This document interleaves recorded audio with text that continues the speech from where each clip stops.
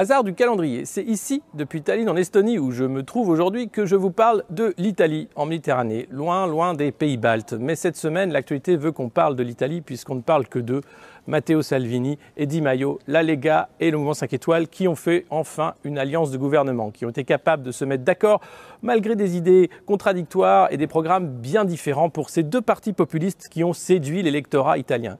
Comment en est-on arrivé là en Italie? Rappelez-vous, il y a 2 ans, c'était Matteo Renzi, le whisky d'Européen, une sorte de Macron italien, qui était là pour faire rentrer l'Italie dans la modernité.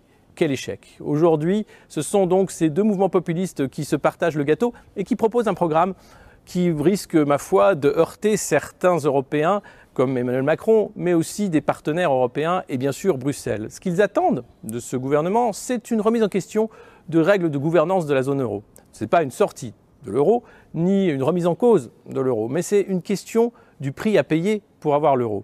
Et ça risque de faire un débat compliqué compte tenu de la sphère grandissante dans ce coin d'Europe entre la Hongrie, l'Autriche, maintenant l'Italie, la Pologne bien sûr, qui sont des pays de plus en plus eurocritiques et qui sont maintenant aux mains de nationalistes qui entendent bien faire changer l'Europe. Alors va-t-on voir un combat entre l'Europe d'hier, celle des Merkel et Macron, et l'Europe de demain, qui serait l'Europe des populismes, qui serait dans le désintérêt des peuples, dans un cas comme dans un autre, car tous sont dans ce cas-là très libéraux et ne remettent pas en cause l'axiome libéral européen. Comparer, comme l'ont fait certains sur les plateaux de télévision français, l'alliance de la Lega et du mouvement 5 étoiles à ce que pourrait être une alliance du Front National et de la France Insoumise est une grossière erreur, voire une manipulation politique, puisqu'en effet, ces formations n'ont rien en commun. Dans le cas du mouvement 5 étoiles, le logiciel libéral est bien en place et l'euroscepticisme va jusqu'à siéger avec le UKIP au Parlement européen. Il n'en est rien, bien sûr, pour la France Insoumise.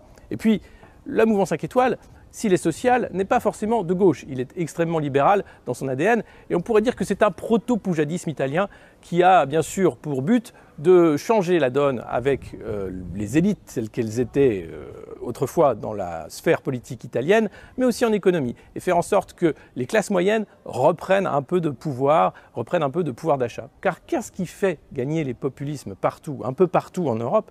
Eh bien, c'est ce contrat de la social-démocratie libérale qui a été rompue, puisque petit à petit, on a vu la précarisation grandissante des classes moyennes qui n'avaient rien à gagner à continuer dans un statu quo.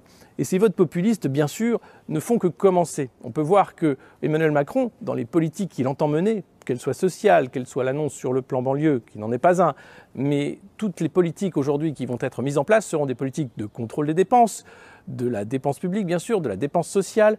On voit l'état dans lequel se trouve l'hôpital, l'état dans lequel se trouve l'école, les transports, eh bien cela fait bien sûr le lit des ressentis populistes. Cela fait bien sûr les mécontentements qui font que le pacte social-démocrate libéral ne peut pas durer en Europe infiniment.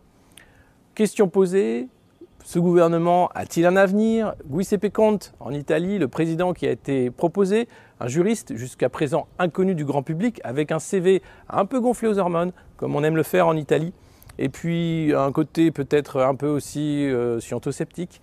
Reste à voir si cette coalition peut réussir, là où d'autres ont échoué, à gouverner l'Italie, et surtout à remettre en question l'ordre du jour européen, et voir si l'on peut aujourd'hui en Europe faire une Europe autrement.